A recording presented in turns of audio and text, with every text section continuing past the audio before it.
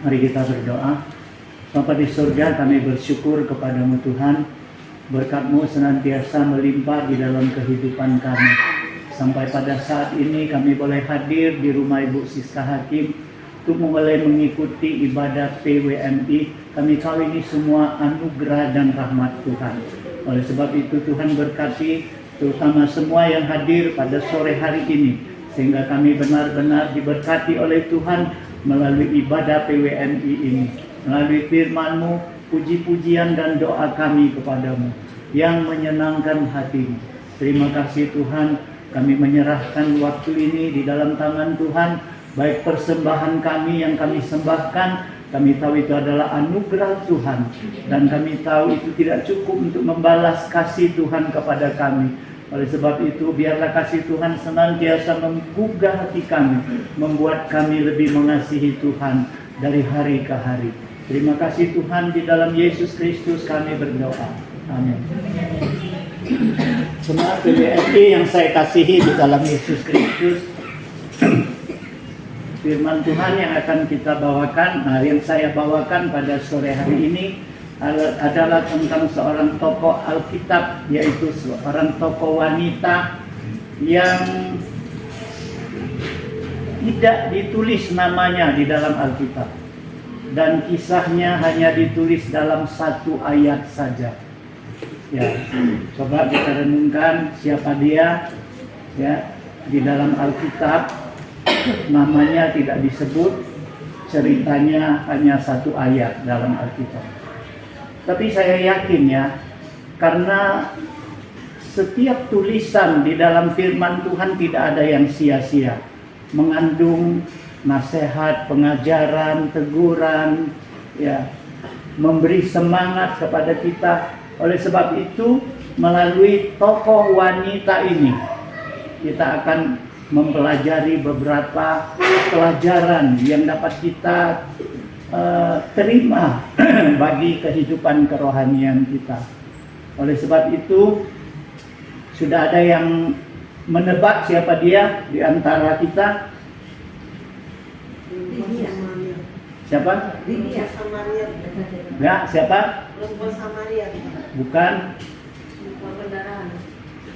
Bukan? Ya. Kalau belum ada yang dapat, mari kita baca satu ayat Alkitab. Hah? Bukan? Dia tidak ditulis namanya, seorang wanita. Ceritanya hanya satu ayat. Nggak ada ya? Coba kita buka. Di dalam Matius pasal 27 ayat ke-19. Bila sudah mendapatkan, mari kita baca bersama-sama. Matius pasal 27 ayat ke-19. Sudah dapat? Matius pasal 27 ayat 19. Siapa dia? Istri Pilatus. Tidak ditulis namanya dan ceritanya hanya satu ayat ini. Ya. Mari kita baca bersama-sama. Kita mulai. Ketika Pilatus sedang duduk di kursi pengadilan, istrinya mengirim pesan kepadanya, "Jangan engkau mencampuri perkara orang benar itu, sebab karena dia aku sangat menderita dalam mimpi tadi malam." Jemaat PWMI yang saya kasihi di dalam Yesus Kristus, ayat ini berbicara adalah di dalam peristiwa penyaliban Yesus. Dan kita tahu pada saat itu, setelah Yesus diadili secara tidak adil oleh kaum pemuka agama, ya, di sidang agama oleh para imam, ahli Taurat, orang Farisi, tapi oleh karena mereka tidak berhak menghukum mati seseorang, maka mereka pagi-pagi menyerahkan Yesus kepada yang berwajib, yaitu Pontius Pilatus, seorang wali kota yang berhak pada saat itu. Nah, Yesus diserahkan pagi-pagi kepada Pilatus, kemudian Yesus diperiksa oleh Pilatus. Nah, saudara sekalian, Alkitab mengatakan bahwa Pilatus tidak menemukan kesalahan Yesus. Kemudian Pilatus lempar Yesus ke Herodes, karena Yesus adalah warga wilayah Herodes. Dan kemudian dari Herodes juga tidak menemukan apa-apa kesalahan, dia kembalikan ke Pilatus. Dan pada saat itulah Pilatus didesak oleh halayak ramai, oleh para pemuka agama yang iri kepada Yesus, yang merasa terganggu dengan hadirnya Yesus, untuk Yesus dihukum mati. Nah, pada saat yang genting seperti itu, ternyata pada malam harinya istrinya Pilatus diberi mimpi oleh Tuhan. Nah, istri Pilatus ini nggak pernah kenal Yesus, karena wanita pejabat pada saat itu nggak sembarang keluar dari rumah. Dia berada di istana seharian, setiap hari. Dia tidak pernah kenal Yesus, tidak pernah dengar pengajaran Yesus, tidak pernah melihat Yesus melakukan mujizat-mujizat dengan kuasanya yang besar. Tetapi malam itu dia diberi penglihatan oleh Allah di dalam mimpinya, sehingga dia merasa tersiksa dengan mimpi itu. Kenapa tersiksa? Karena dia di situ dinyatakan oleh Allah kepadanya bahwa Yesus itu orang benar, yang tidak harus dihukum mati, tidak harus dijatuhkan hukum. Nah, saudara sekalian, sehingga dia segera bangkit dari tidur, dia buat surat, dia titipkan kepada anak buahnya, kirim dan serahkan kepada Pilatus, suaminya.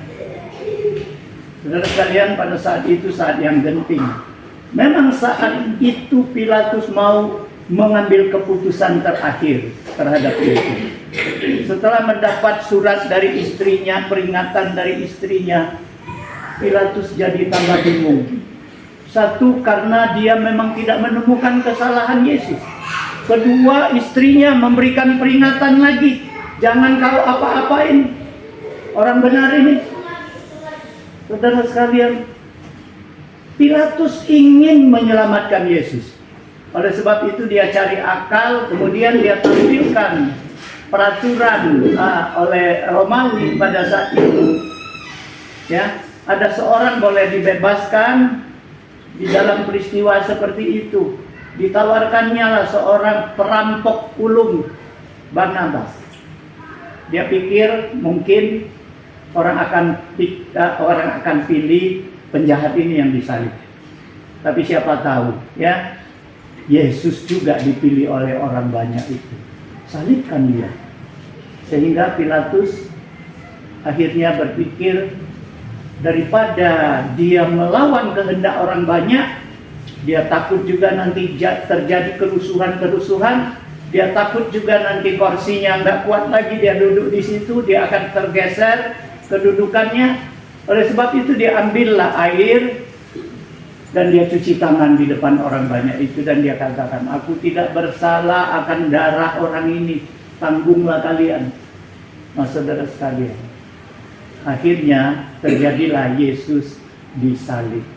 Keputusan penyaliban dijatuhkan oleh Pilatus, dan Yesus disesat di gedung gubernur oleh serdadu Romawi. Habis-habisan Yesus disiksa di situ, diejek, dipakaikan mahkota duri, dipakaikan jubah raja. Di situ dia dihina, dicambuk sampai hancur-hancuran tubuhnya. Baru diserahkan kepada orang banyak untuk menggiring Yesus ke salib. Nah, saudara sekalian, saya dapat bayangkan cerita daripada istri Pilatus ini hanya satu ayat. Saya juga penasaran, ya. Penasaran, saya mau cari lanjutan cerita dari istri Pilatus ini. Siapa sih namanya? Setidak-tidaknya ada nama, yang gak ada orang lahir ke dunia tanpa nama. Nah, akhirnya kita temukan di dalam tradisi Kristen kuno, di dalam naskah Apokrifa. Nah, saudara sekalian, di situ ditulis namanya adalah Claudia Procula.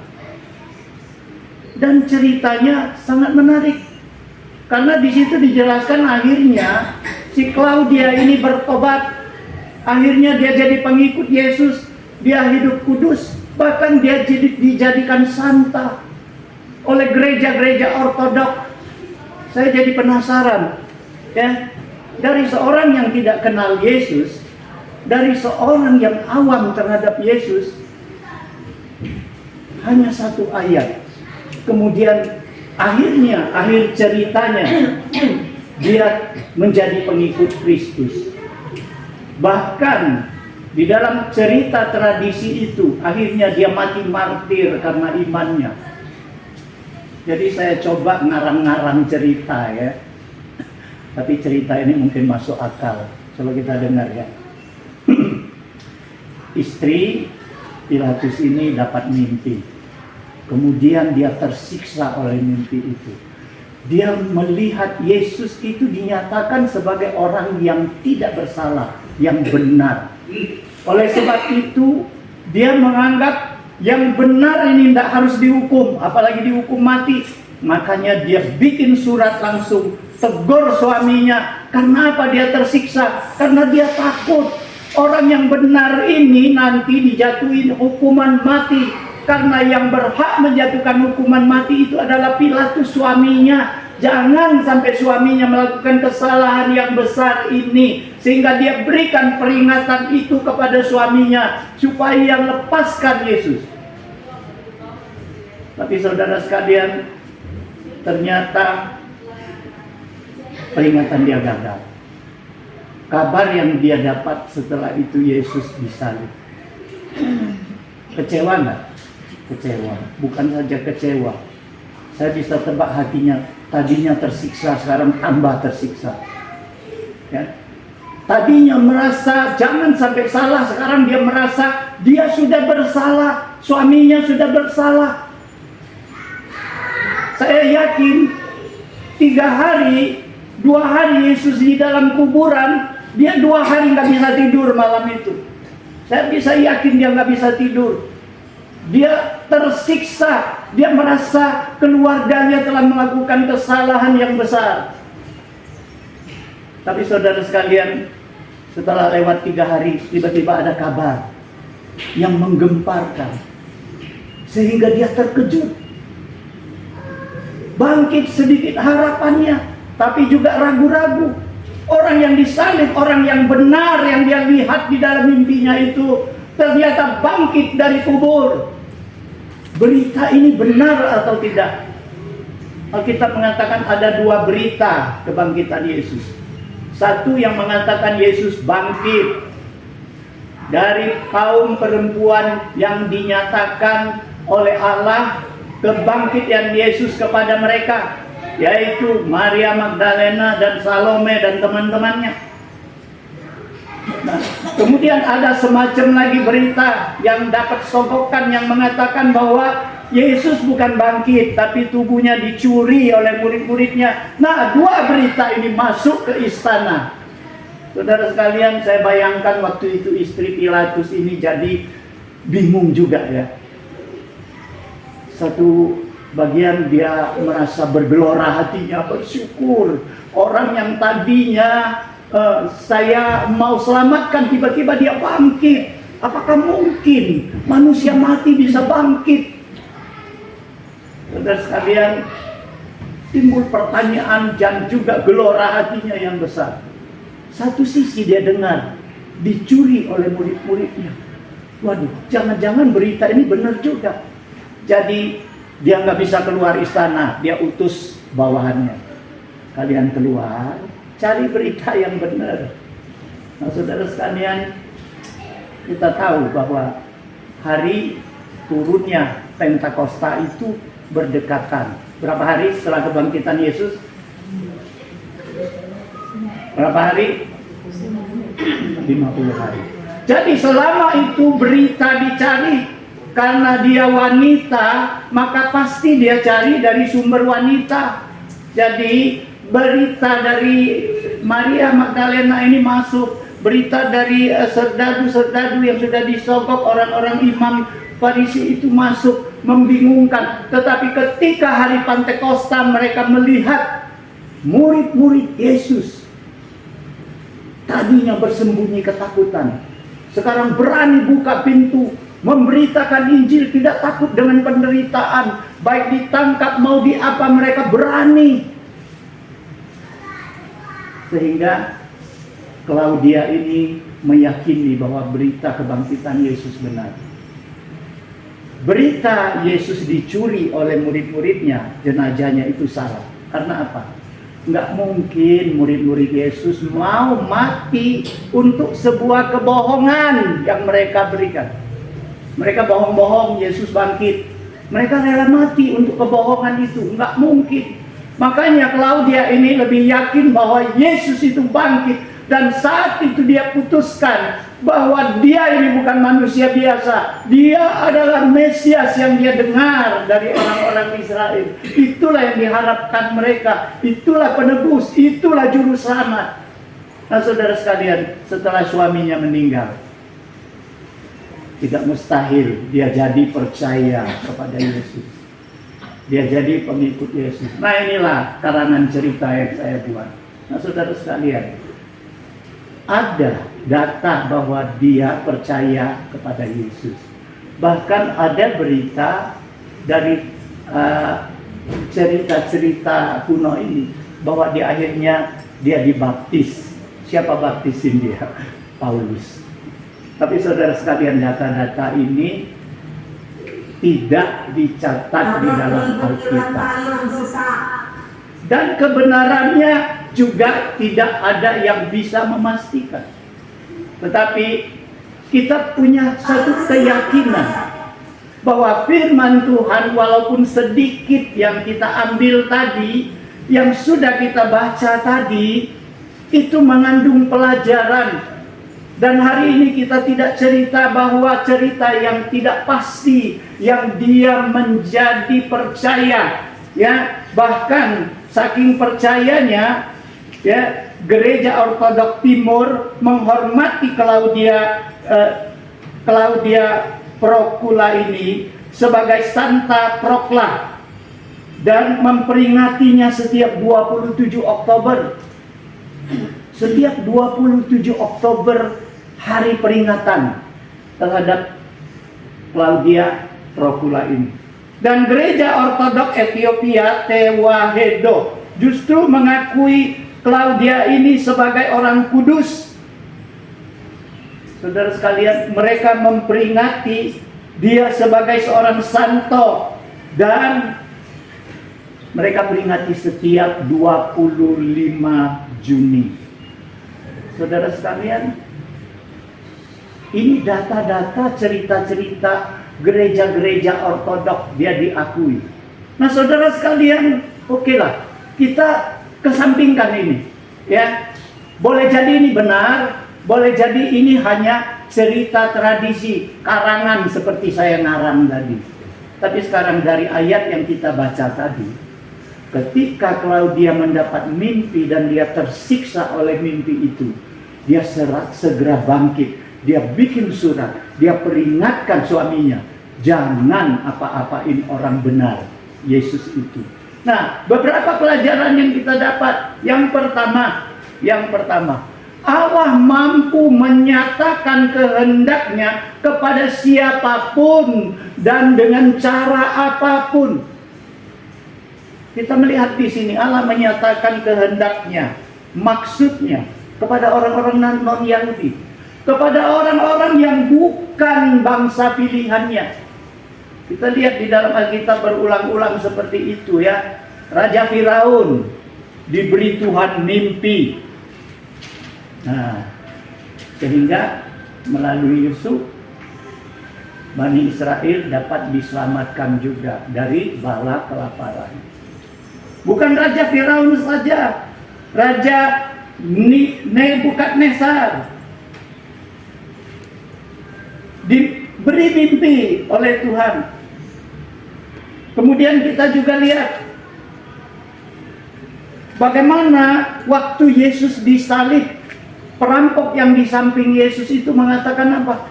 Bahwa orang ini tidak pernah melakukan kesalahan. Dia berkata kepada temannya. Nah, saudara sekalian, juga ketika Yesus disalib, setelah Yesus mengembuskan napasnya yang terakhir, terjadi gempa bumi. Pada saat itu, kepala serdadu dari Roma itu mengakui, benar-benar dia ini anak Allah. Nah, saudara sekalian, Pilatus sendiri yang langsung memeriksa Yesus, tidak menemukan Yesus punya kesalahan. Jadi saudara sekalian, Allah mampu menyatakan dirinya benar, anaknya Yesus Kristus itu benar, dengan berbagai macam cara yang Allah mau. Sekalipun orang-orang yang tidak percaya kepada Tuhan, yang tadinya bukan bangsa pilihan Tuhan. Nah, saudara sekalian, semua ini menegaskan kepada kita bahwa Yesus mati bukan karena kesalahannya. Ini poin yang kita dapatkan. Satu, Allah mampu mengerjakan pekerjaannya, menyampaikan pesannya dengan cara apapun dan kepada siapapun. Sekalipun orang tidak percaya, Allah bisa sampaikan dengan caranya, baik melalui mimpi, baik melalui penglihatan, baik melalui firman Tuhan dan sebagainya. Nah, kemudian Allah ingin menyatakan bahwa Kristus mati bukan karena dia salah, dia memang benar, dia orang yang benar. Jadi karena apa Kristus mati? Karena kesalahan kita, karena kesalahan orang berdosa. Jadi jangan anggap Yesus salah sehingga dia disalibkan, tidak. Dan satu lagi kebenaran, sekalipun peringatan yang diberikan oleh Claudia kepada suaminya ini gagal, tidak diterima. Tapi rencana Allah untuk keselamatan manusia tetap berjalan dan tetap jadi. Jadi saudara sekalian, di sini menunjukkan bahwa rencana Allah tidak dapat digagalkan oleh siapapun, baik orang yang menentang dan menolaknya. Nah, saudara sekalian, satu lagi yang kita dapatkan, firman Tuhan itu tidak selalu meninabobokkan orang, enggak. Firman Tuhan itu menurut Paulus, firman Tuhan itu kebenaran Tuhan. Kebenaran Tuhan itu akan memerdekakan orang. Jadi kalau orang datang ke gereja hanya mau mendengar firman Tuhan yang indah-indah, yang senang dia dengar, mungkin salah. Di sini kita tahu bahwa firman Tuhan itu selalu akan mengusik hati orang, selalu akan menegur orang, kadang-kadang menyayat-nyayat hati orang, kadang akan menyakiti hati orang, supaya mereka sadar akan kesalahannya. Jadi kebenaran Allah selalu berlaku seperti itu. Kenapa saya katakan demikian? Karena kita tahu bahwa Claudia ini, kenapa dia katakan aku sangat tersiksa oleh Yesus? Dia melihat kebenaran Yesus dan hatinya merasa tersiksa. Saudara sekalian, kita lihat pengalaman contoh di dalam Kisah Rasul-Rasul pasal 2 ayat 37. Kisah Rasul pasal 2 ayat 37. Ya, saya minta Ibu Peron tolong bacakan. Ketika mereka mendengar hal itu, hati mereka sangat terharu. Lalu mereka bertanya kepada Petrus dan rasul-rasul yang lain, apakah yang harus kami perbuat, saudara-saudara? Nah, saudara sekalian, ketika mereka mendengar hal itu, hati mereka terharu, sangat terharu. Kalau di terjemahan Alkitab, terjemahan baru jilid 2, di situ dikatakan apa? Hati mereka tersayat. Terjemahan baru jilid 1 mengatakan sangat terharu, tersayat. Saudara sekalian, pernahkah kita mendengar firman Tuhan hati kita merasa tersayat? Pernahkah kita merasa firman Tuhan itu mengusik hati kita, mengusik ketenangan kita, sehingga kita merasa terganggu, kita merasa terketuk hati kita. Hati kita tergugah, menimbulkan gelombang di hati kita, sehingga kita seakan-akan tersayat-sayat oleh kebenaran firman Tuhan.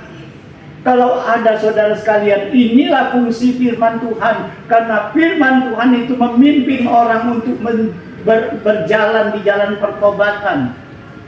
Jadi jangan jadikan gereja tempat apa?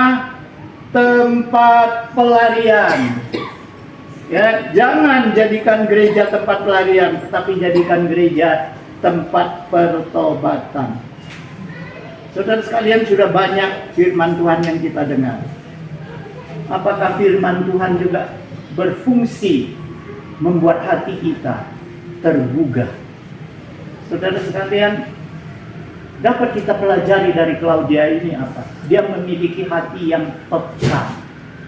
Ketika dia melihat penampakan di dalam mimpinya bahwa Yesus itu orang benar, kemudian hatinya segera tergugah. Tergugah di situ dikatakan hatinya tersiksa. Aku tersiksa. Di dalam bahasa aslinya Yunani dikatakan pola evaton. Artinya hatinya itu tertekan berat. Hatinya itu mengalami penderitaan batin. Saudara sekalian, dia tidak biarkan ini berlalu, tetapi dia langsung bertindak. Saudara sekalian, ketika dia tergerak, ketika dia mendapatkan tekanan di dalam batinnya, hatinya tidak bebal dan tidak kebal. Saudara sekalian, betapa sering kita diingatkan firman Tuhan, tapi kita anggap angin lalu. Kenapa? Hati kita sudah kebal, bahkan bebal. Ya, teguran firman Tuhan tidak mempan lagi untuk kita. Ya, teguran-teguran kebenaran Tuhan itu sudah tidak mempan lagi bagi kita. Kita tidak lagi sensitif terhadap firman Tuhan. Nah, Klaudia hari ini memberikan contoh kepada kita bahwa betapa sensitif hatinya terhadap firman Tuhan, betapa peka dia terhadap firman kebenaran Tuhan, sehingga dia segera bangkit dan bertindak untuk membela Tuhan yang benar itu. Sangat berbeda dengan Pilatus. Kita lihat, Pilatus sudah tahu Yesus itu benar. Bahkan Pilatus sudah diingatkan oleh istrinya, jangan apa-apain orang benar ini. Dia takut.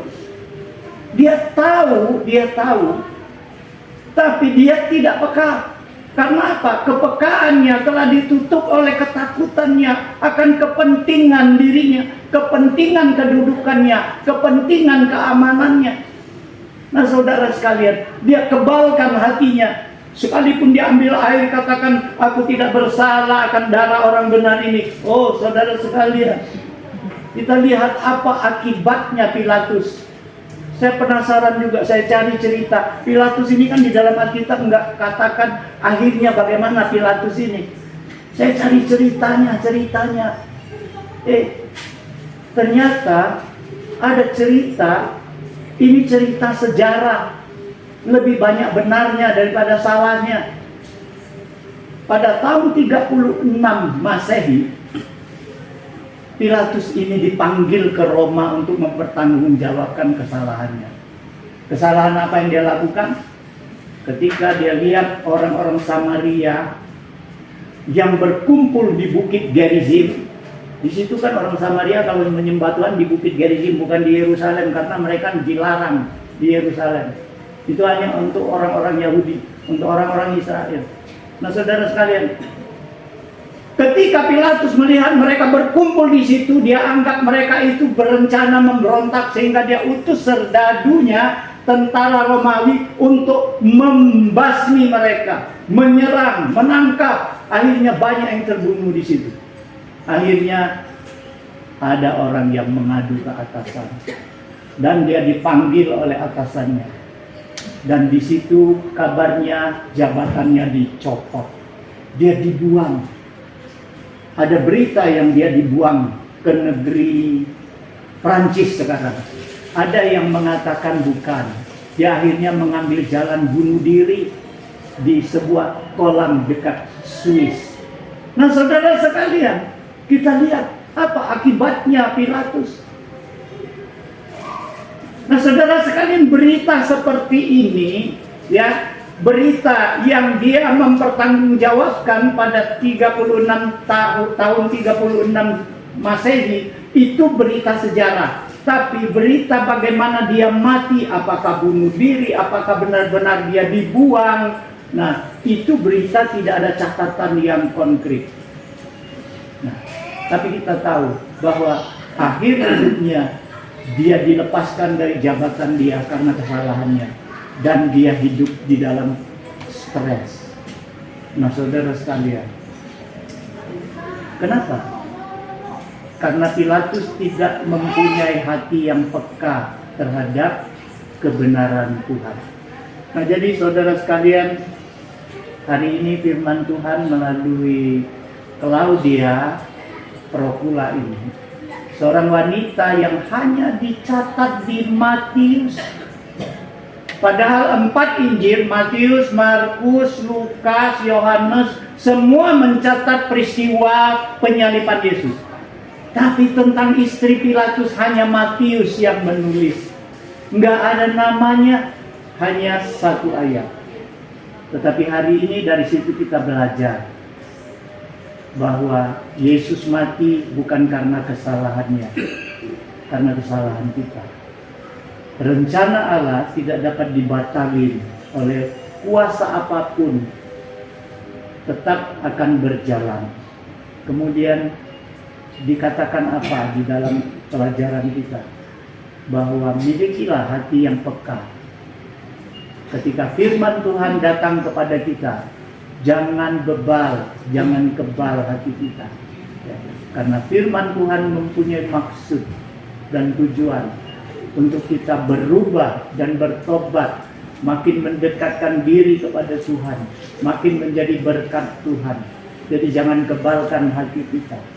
Dan satu lagi pelajaran, kita ingat, kita lihat dulu ya, seperti di 2 Timotius pasal 4 ayat 3 dan 4. Di situ dikatakan apa? Karena akan datang waktunya orang tidak dapat lagi menerima ajaran sehat, tetapi mereka akan mengumpulkan guru-guru menurut kehendaknya untuk memuaskan keinginan telinga mereka. Mereka akan memalingkan telinganya dari kebenaran dan membukanya bagi dongeng. Nah, artinya kita selalu datang ke gereja, kita mau dengar berita yang baik terus, ya. Kalau khotbahnya menyinggung sedikit, kita nggak suka, ya. Ingat, kebenaran firman Tuhan selalu akan mengusik, menegur, mengkritik, menasehati, memberi semangat bahwa firman Tuhan itu hidup. Dan akhirnya firman Tuhan itu akan memerdekakan orang yang benar-benar menerima dengan hati yang terbuka. Kemudian kitab Yakobus mengatakan bahwa kalau orang tahu kebenaran, kebaikan dan tidak melakukan, bahwa dia berdosa. Nah, saudara sekalian, hari ini kalau hati kita tergugah untuk melakukan sebuah kebenaran, melakukan sebuah kebaikan, jangan menutup hati kita. Buka hati, kerjakan. Karena kalau kita tidak kerjakan itu, kita berdosa. Mari kita berdoa. Bapa di surga, kami bersyukur kepada-Mu Tuhan untuk firman-Mu pada hari ini kepada kami. Melalui istri Pilatus, Engkau mempunyai kehendak bagi kami. Biarlah melalui firman-Mu kami diberkati. Terima kasih Tuhan. Kami serahkan semua ibu-ibu PW yang hari ini hadir. Berkati Tuhan semua usaha dan pekerjaan keluarga, anak cucu dan menantu, semuanya kami serahkan di dalam tangan Tuhan. Biarlah Tuhan, kami bukan saja giat di dalam persekutuan PWMI, tetapi kami juga giat di dalam segala pelayanan, segala pekerjaan di dalam gereja-Mu demi kemuliaan nama-Mu. Biarlah kami menjadi wanita-wanita yang peka akan firman Tuhan, yang mendengar, mengerjakan, melakukan. Terima kasih Tuhan, di dalam Yesus Kristus kami berdoa. Amin.